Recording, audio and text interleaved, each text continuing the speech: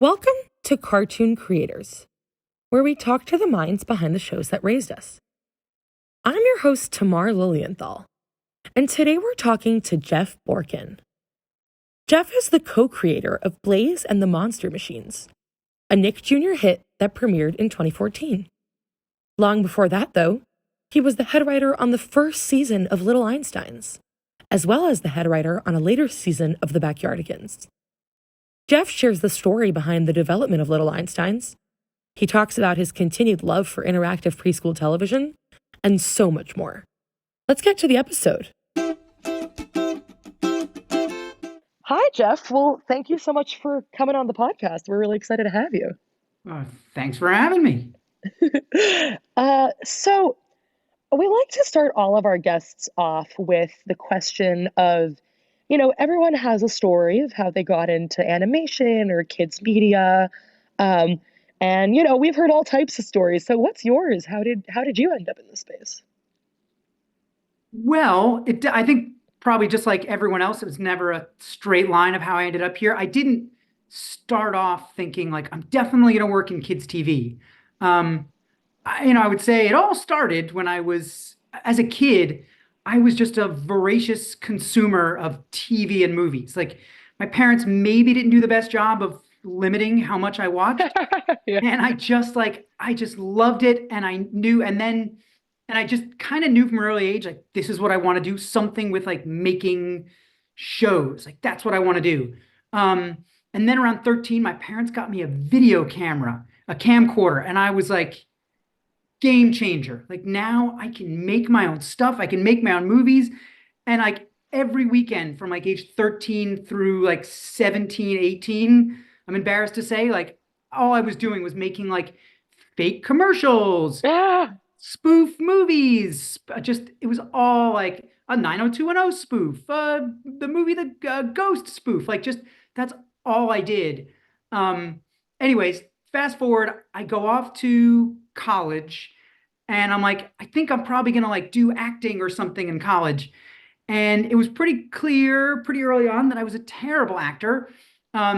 And I stumbled into sketch comedy, and I kind of loved it because suddenly it was this new, it wasn't necessarily a new genre for me, but I didn't have to be the star. I didn't have to act. Like I could be the puppet master. Like I could write stuff and I could have the words and I could craft how the jokes were going to flow and then give it to someone else more talented and they were going to make it sing and make people laugh. And it was kind of mm. like this like vicarious joy of watching someone else make my stuff work. And I was like, all right, this is it. I'm going to do comedy writing when I get out of college. At the same time, in my summers, I'm working as a camp counselor. And at some point, I get promoted to become camp director, which is sort of insane looking back on it. Because I was like, wasn't old enough to drink, but I was old enough to, like run a whole summer camp. Wow. Uh, Yeah. and I would every day like be up in front of like groups of like 60, 80 kids and I'm talking to them and I'm like, man, I'm pretty funny to these kids, huh? Like I'm a pretty good stand up for this age. And I started to think maybe that's what I want to do. So when I get out of college, I moved to New York and I don't really know how to break into either one, but I'm like, I'm going to do comedy, gonna do kids TV. And I went to go meet with someone. I went to go meet with through like my college alumni network. Finally, someone said, "Yeah, I'll meet with you." And I met Jonathan Groff, not the Broadway Jonathan Groff, the comedy writer who's been an EP on a million things and is like super successful and talented. And at the time, he was the head writer on Conan O'Brien's late night show. Oh, And wow. and I was like, so how do I do this? Like, how do I get into comedy here? And he's like, well, if you want to do like sitcom writing, move to LA. But if you want to break in here in New York, like we have late night here.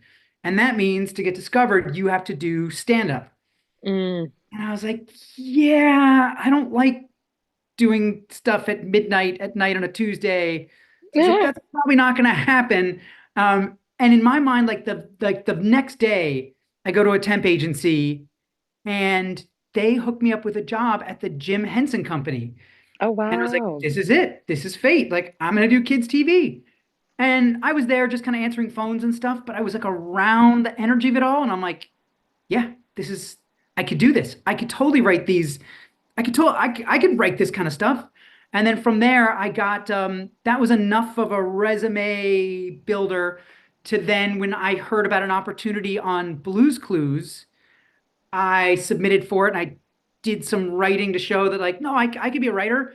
And I got a job as a script coordinator. And then from there, that kind of launched my career. And while I was there, it just sort of, I learned about the audience and I learned about preschool. I'd never thought about preschool. Yeah, totally. Kind of got me hooked on preschool. And one thing led to another, and I've never left preschool. It was never the plan. I've had like sort of like little bubbling moments of like, you could jump over and do this comedy thing if you wanted. And like I've always stuck with it. And now it's my career. I'm like, now this is on my epitaph. Like I'm a preschool guy. That's awesome. That's awesome. Yeah, that's an awesome story. So I'd love to know, how did you get from your start on Blues Clues to head writer on Little Einsteins? And I believe, if I'll admit the internet is where this is from, but if the internet served me right, you were the head writer on the first season of Little Einsteins, right? So did you I have, yeah. Yeah, so on Blues Clues, I was like, that was where I sort of like really learned the audience, like working with Angela Santomero and Adam Peltzman and Alice Wilder and all these other amazing folks. And and then from there, I don't remember exactly how I get. Oh, and Eric Weiner, who I know has been a guest of yours. Yes. I met him one day, and they're like, "Oh, he's just started this show, and he's looking for someone to like, bounce ideas off of and work with him." Like, and I went over and met with him, and we hit it off so well. And like, he's like, you know what? You're my writer. You're going to be my writer. And then within a month, it's like, you're my head writer. And yeah, I guess that's not that exciting of a story, but I Oh was no, the head that's writer. that's cool though. But I was the yeah. head writer for the whole like 60 whatever episodes we made. Like I was there, Whew. me and Eric, like just the two of us breaking stories every day for like 2, 3, 4 years, whatever it was. It was just yeah, we did it. That's incredible, and I think that's a testament to like kind of the scrappy nature of things back then, in a sense. That you, I don't know that you, I mean, you might see more of now, given the direction the industry is going in. But that's super cool. And did you guys have any sense that it was gonna become the hit that it did, like, or was it really Um, just like throwing it out there and seeing if it stuck? well, I mean, I guess the first question I'd ask is like, it was successful. Was it a hit? I mean, it was good. It was a very good show. I'm being I don't people know. I come feel from like people look back on it really fondly, like it shaped their childhoods fondly. I uh, think. absolutely. I mean, I think because I had come from Blues Clues and Eric came from Dora, it was like those were more kind of like generation defining hits. Fair. Um, but I think the biggest through line for me, and this has kind of been a through line of my career, was working on Blues Clues. I learned about the world of interactive preschool television, which is Mm. something I never considered. It's like, what? This character is just going to talk to the kids, and kids at home are just going to buy it and talk back, and they're cool with that. Like they just accept that conceit. And I kind of got really into it. Like those like kids that young, like, yeah, they love it. They love when the character looks right at him and says, like, hey, it's me. And so then Eric and I both came from that world because he had that with Dora. And then we have shared this sensibility and this love of like pretending that our characters can talk to and see the audience.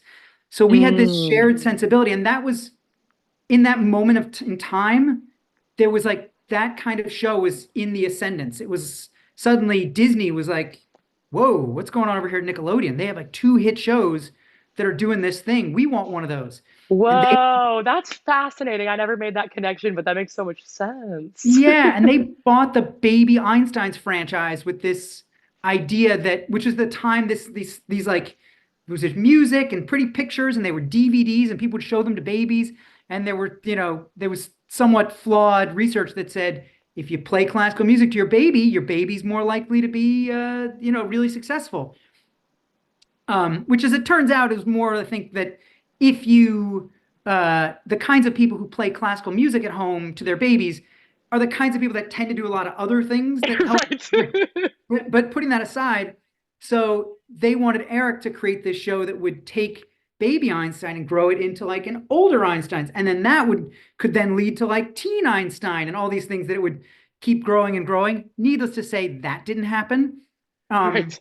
but yeah, Eric and I, we were sort of trying to figure out this show together. And he created it. I don't mean to say like I was, integral to this part of the process, but like where the whole idea was, what if you had these kids on this rocket ship doing these adventures, and then they can see you and they can kind of talk to you, but on their journeys, they're always going to run into problems with whatever the story is.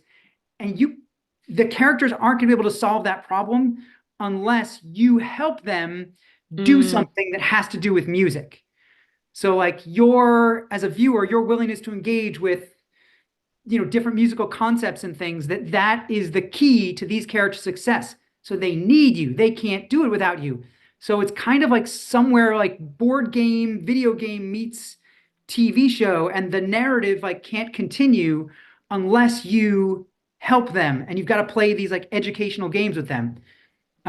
I have no idea what the question we started with was, but that's my rambling answer.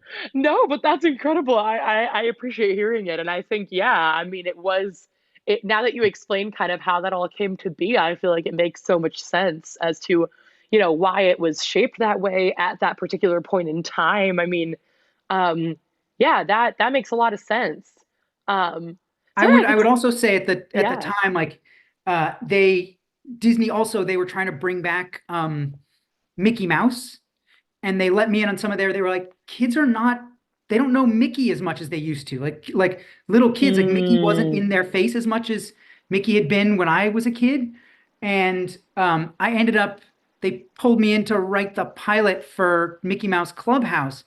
And that was ah, another one that like, oh, can we take Mickey and make it this interactive thing? And I had a very, very small part in the launching of that, just writing the pilot and worked some on the first season.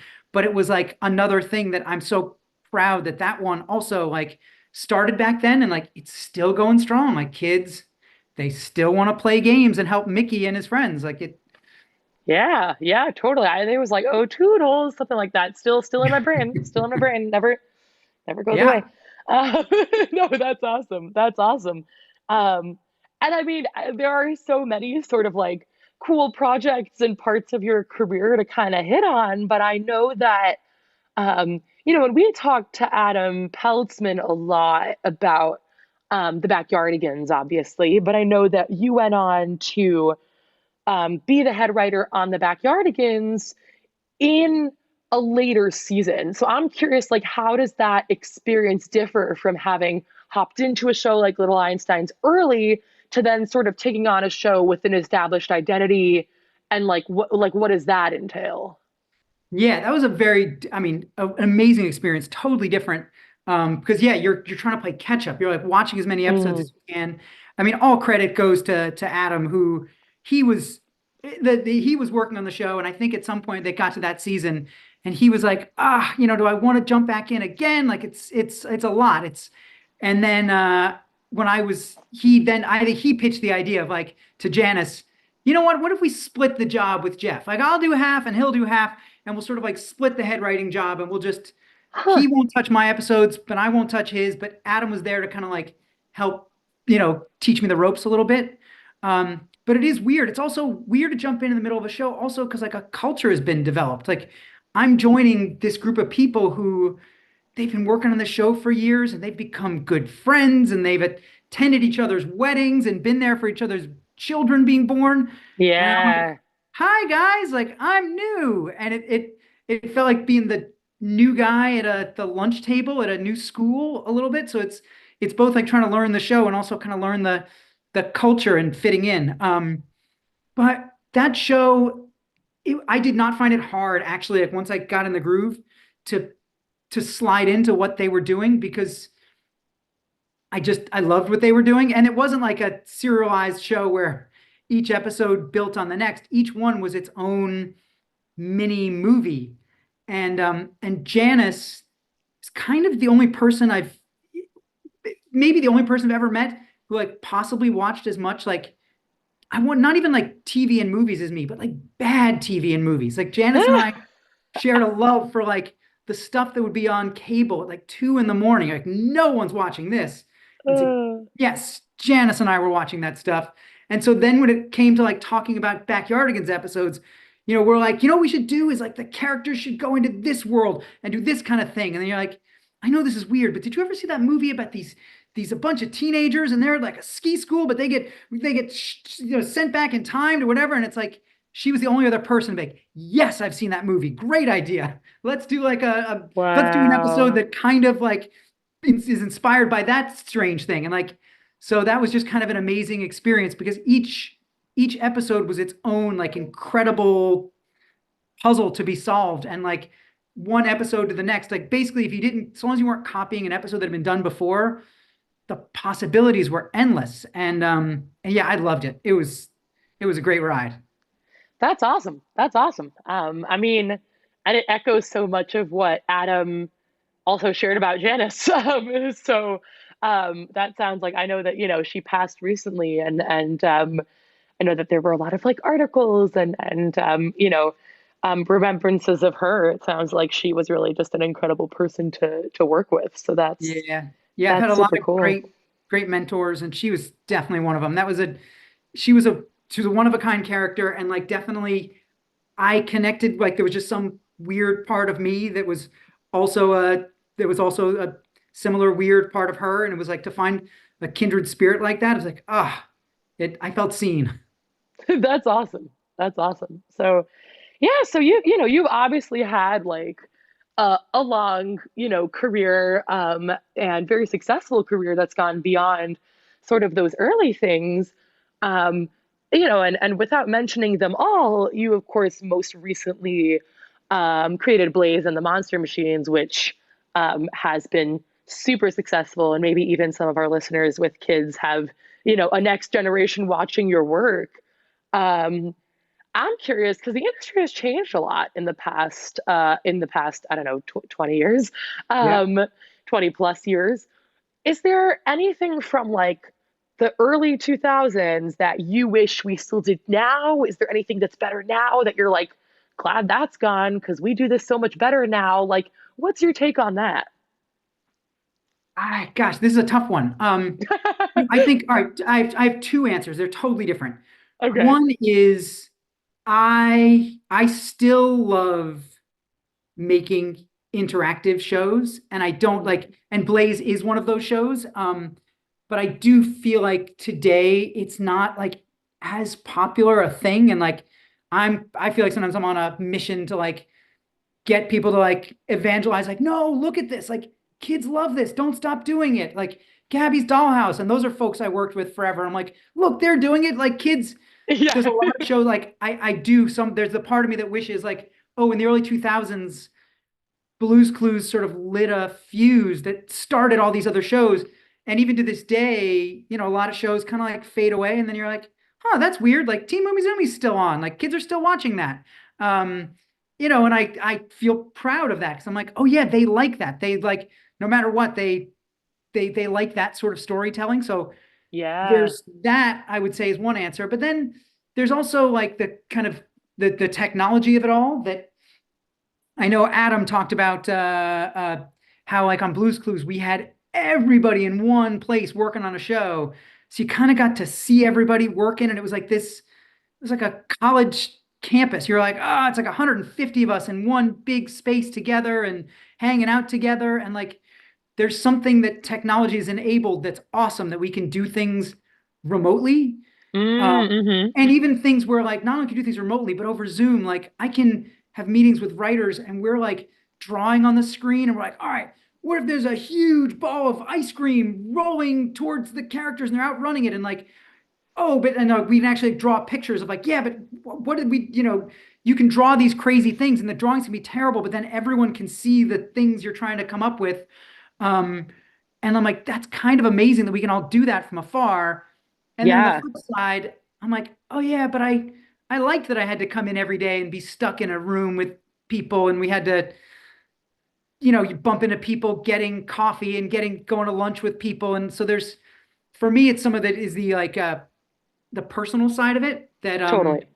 that I miss, because those connections, they end up just being so important. Like, even if they're not someone that you work super closely with, just to be in the same proximity with those people, those people end up being, your boss on the next show. They end up getting hired somewhere else, or they start something and they're like, "Hey, I always liked you. You want to come over and work with me?" And Yeah, it's that kind of stuff that people, it's hard to replace that. And I totally. do miss it, and I long to, when in creating Blaze with my partner Ellen Martin, one of our like biggest things when we got started was, what's the culture going to be? Like, what are our favorite shows we've worked on, and how do we hire people who fit that culture, and how do we like promote that and build that and make it a place where people want to be, because like we're going to be irreverent and funny and silly, and we're not going to take things too seriously day to day, and at the same time we're going to take what we're doing really seriously and work our butts off. And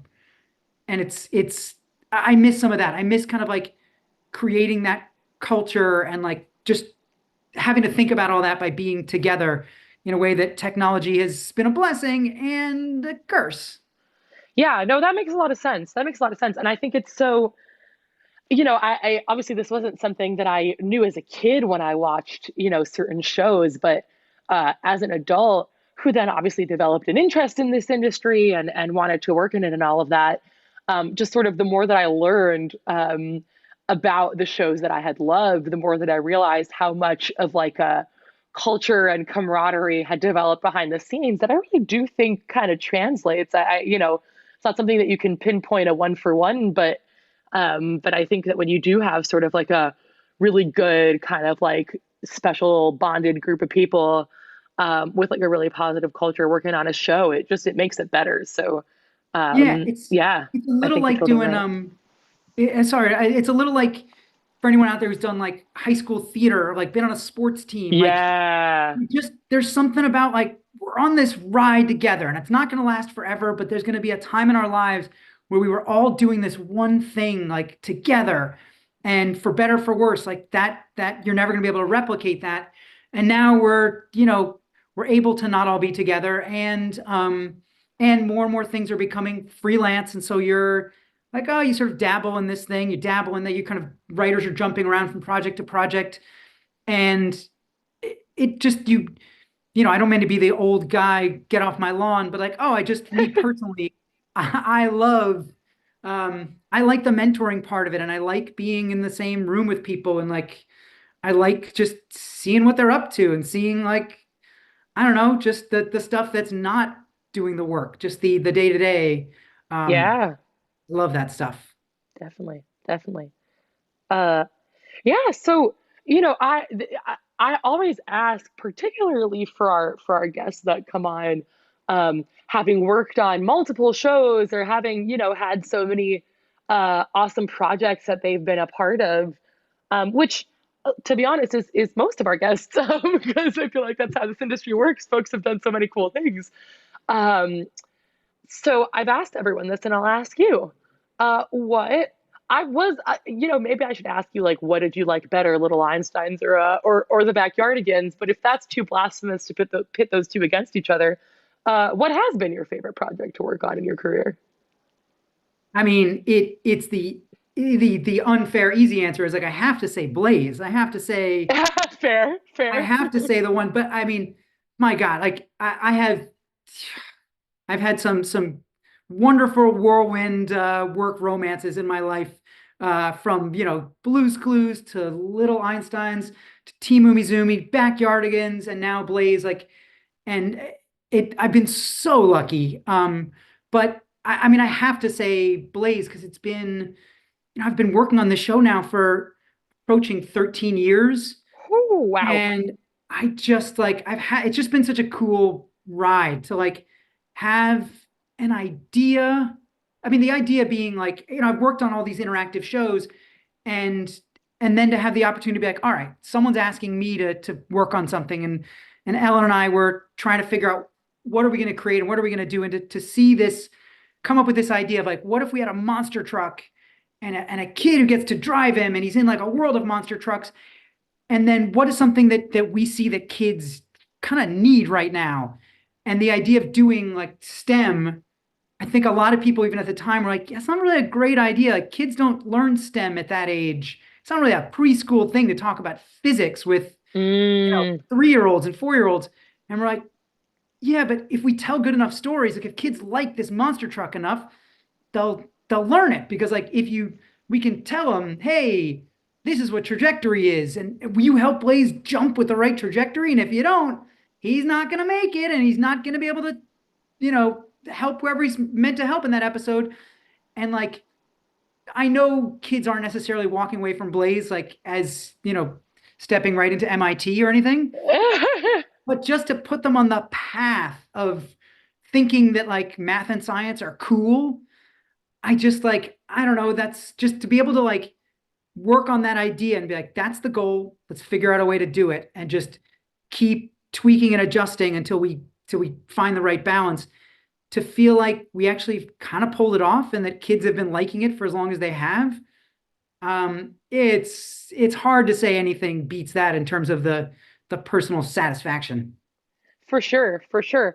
And that's amazing. And your ability to do that really probably comes from like having so many sort of experiences on projects that are, that are that right balance of like, I think maybe it's even, I've heard this attributed to Angela Santamera.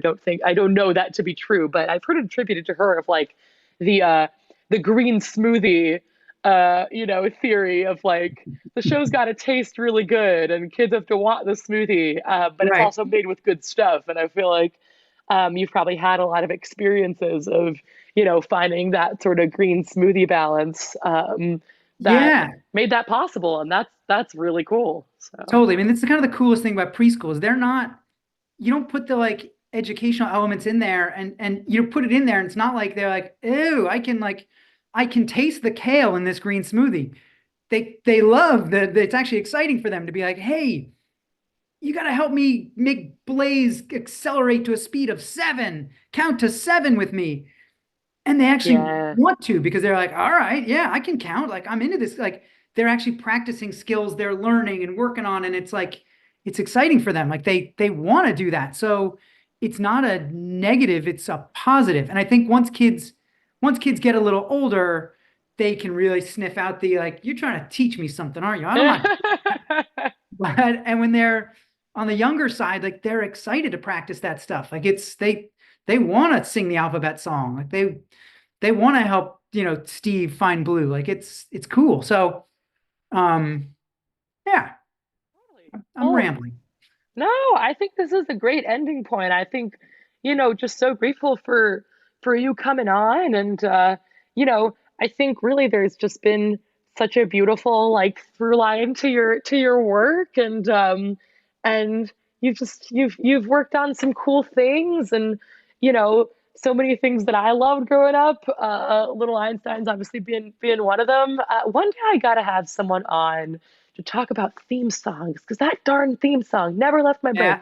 Yeah. Yeah. So anyway, now I'm the one rambling, but thank you so much for coming on. This has been a great chat.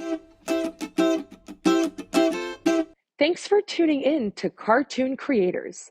We would love if you connected with us on one of our social media channels. Have a comment, question, or an idea for a guest we should bring on to the pod? Email us at info@cartooncreators.com. Both words starting with a K, of course.